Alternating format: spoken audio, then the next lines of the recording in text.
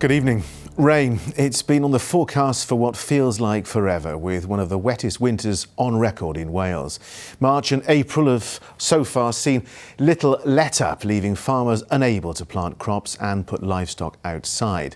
But with agriculture emitting millions of tonnes of greenhouse gases every year, it's a sharp reminder of the role the industry plays in tackling climate change. Well, our rural affairs correspondent Hannah Thomas is on a farm for us in the Vale of Glamorgan.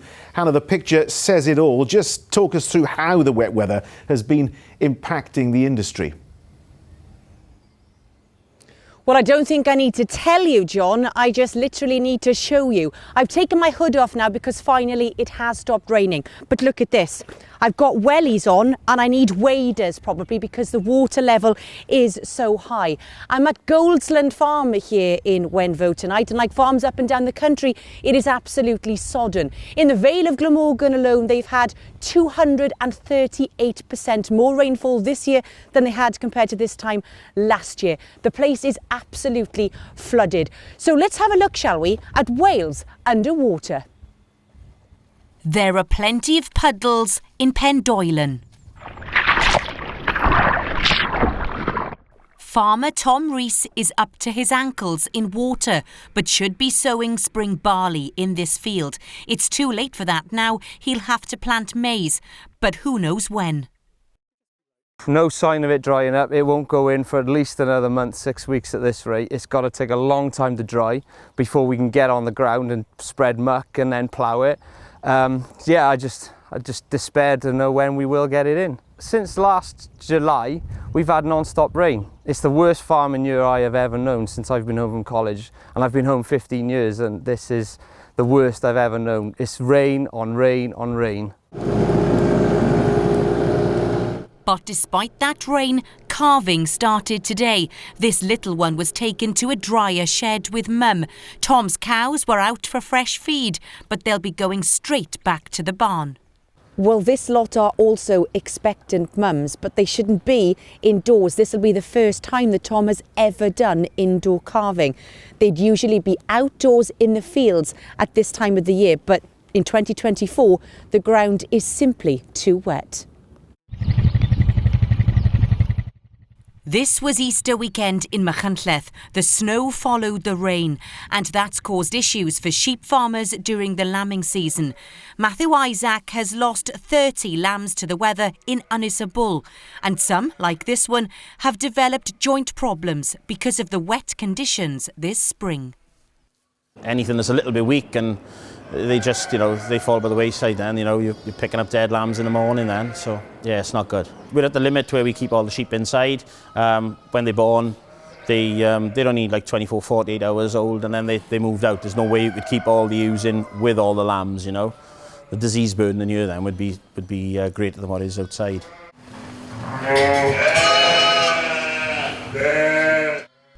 For now, they'll have to stay here, even though Matthew is rapidly running out of room. But as the rain gauge shows, they can't go to grass, while the drops keep falling. Well, also getting her feet wet tonight is Abby Reader, the Deputy President of the National Farmers Union in Wales. Abby, let's look at the causes of this. Climate change has got to be up there behind this record rainfall. And surely that's why Welsh farmers should be playing their part in tackling climate change. So absolutely, we're totally committed to making sure we play our part. We've got a commitment in Anna Feed Cymru for net zero by 2040. There are a number of steps we can put in place to do that, but we can't do it on our own. We're going to have help because producing food for the nation is a collective responsibility. You mentioned help there. Now, next week, the Senedd will be back from recess. We'll have the new First Minister in there. We'll have the new Cabinet Secretary for Rural Affairs. What will you be calling on them to help you with this in this wet weather? So the new farm support payment is under review. We're re-looking at how we can support farmers to produce food in the future and to look after the environment. And the message we are giving is you need to make sure that this money comes to help us deal with problems like this, because the weather is going to become more and more volatile, and we need to make sure we've got resilient farming businesses. Talking about resilience, the Welsh Government say they're currently monitoring the impact of this wet weather on farmers in Wales. Remember, they have not got a limitless pot of money here. I think we totally understand that everybody is really strapped for cash, but we can't have a weakened food supply system. So again, this is about really smart thinking, making sure that the Welsh Government can listen to the solutions that we're offering, because there are plenty of solutions. And again, making sure we've got this agricultural pot, this money is already allocated, put it to the farmers where they can use it most to become more resistant to these weather impacts. We're talking about climate change, resistance to weather impacts, of course. It all takes a toll, doesn't it, on mental health? I'm sure there's lots of problems out there at the moment. Are you worried about the effect on that? I'm really concerned. It's getting really desperate out there for farmers. There's some very anxious people that can be very demoralising when you're seeing livestock struggling or when you are getting desperate to meet these planting windows. Some of these planting windows we've already missed. So, really desperate for farmers at the moment. Abby, thank you very much indeed. Well, as you can see, John, the rain has abated here, but it's of little consolation at the moment. OK, Hannah Thomas, thank you very much indeed. Now, this news was widely expected, but tonight the confirmation of such a major shift is beginning to sink in, with echoes here of the mass pit closures that hit the South Wales coalfield in the 1980s. Our correspondent Hannah Thomas has spent the day in the town, gauging reaction in a community made of steel. Port Talbot woke up to the hardest frost of the winter and was braced for the hardest of news.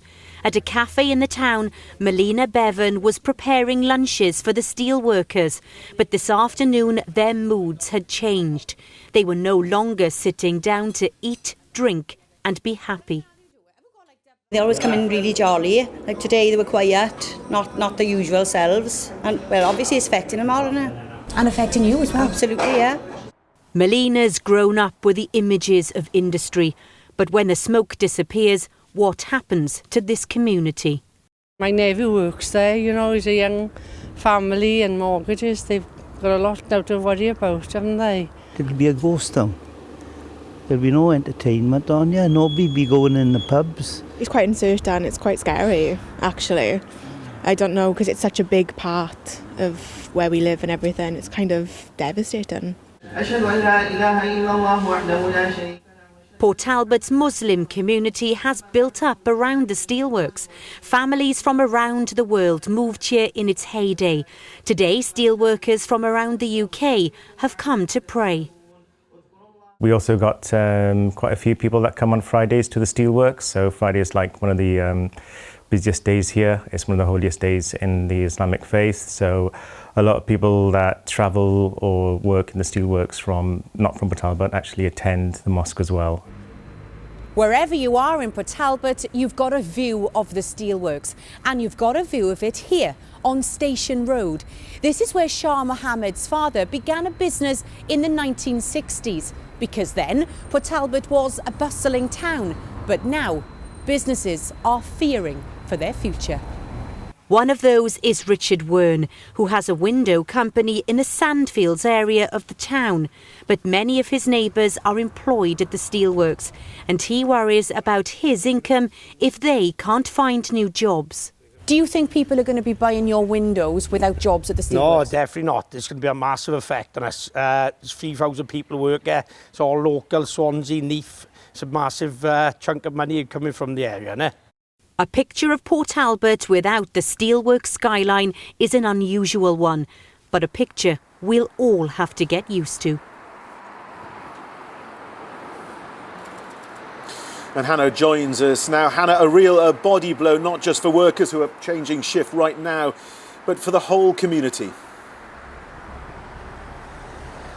Yes, absolutely, John, because this has been Port Talbot, hasn't it? Can you find a more iconic representation from the top of the town here than that? Like yourself, I've been speaking to people on the streets all day, and every single one of them have a family member or a friend working at this steelworks. One woman told me she didn't think there would be a house left in this town unaffected by these job losses. That's how interconnected they are. And there's a ripple effect as well, remember. For every job lost here, there could be many more perhaps in the local supply chain when these blast furnaces are switched off. There's a saying, John, that if you prepare for the worst, you can hope for the best. Well, I have to say that I can't speak of much hope in this community tonight, and I don't think anybody was quite prepared for the worst. Hannah Thomas, a short distance from here. Thanks very much indeed. Hello, good evening. King Charles and Queen Camilla greeted crowds in Brecon today on their first visit to Wales since the coronation. Their day began at the town's cathedral before listening to music and visiting the agricultural show. Our correspondent Hannah Thomas has spent the day with the royal couple, and Hannah, sounds like a busy day for them. A very busy day indeed, Katie. Yes, these boats are taking a bit of a break now, but this place was a hive of activity earlier as hundreds of people came down to try and catch a glimpse of the King and the Queen. Many were not disappointed because they visited several locations across the town. Now, they've actually been to Brecon before, but this time the sunshine came out to say hello.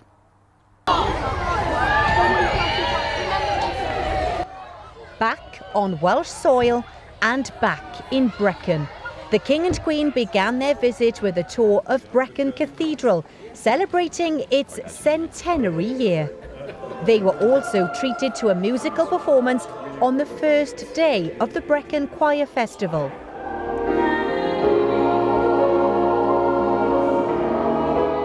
But the royal visit was no secret in town, as hundreds of people gathered to meet their majesties. Some were local and some had come from across the world. Well, it's a privilege, isn't it? It's a real honour. It's really exciting that he's come here. I think it's his first visit since coronation, isn't it, to Wales? Yeah. So, yeah, great. My son shook the King's hand, so that's pretty highlight of this trip for sure. All the way from Canada? Yes. And you get to meet the King? Yeah, we're from Guelph, the royal city, which probably no one's heard of, but yeah, so it's going to be a cool thing to tell people when we get home for sure. He asked me if I was local. I said yes, that's Llygynllys. And he said, oh, just down the road. So obviously he knew where that Llygynllys was, which I was pleased about. He took the time and trouble to find out. The King and Queen then made their way to the home of the Brecon County Show. The King has been a patron and a competitor here. But today's task was planting a tree to commemorate this occasion.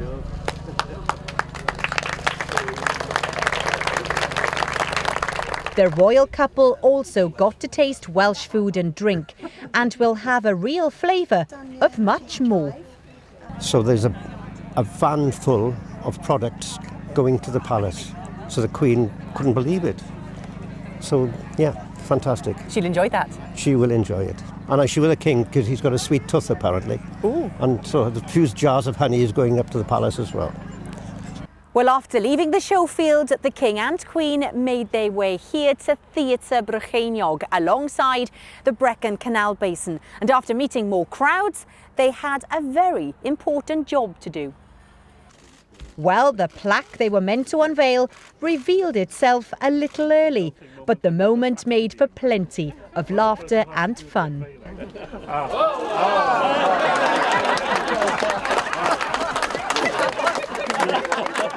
Inside the theatre, there was more music to enjoy.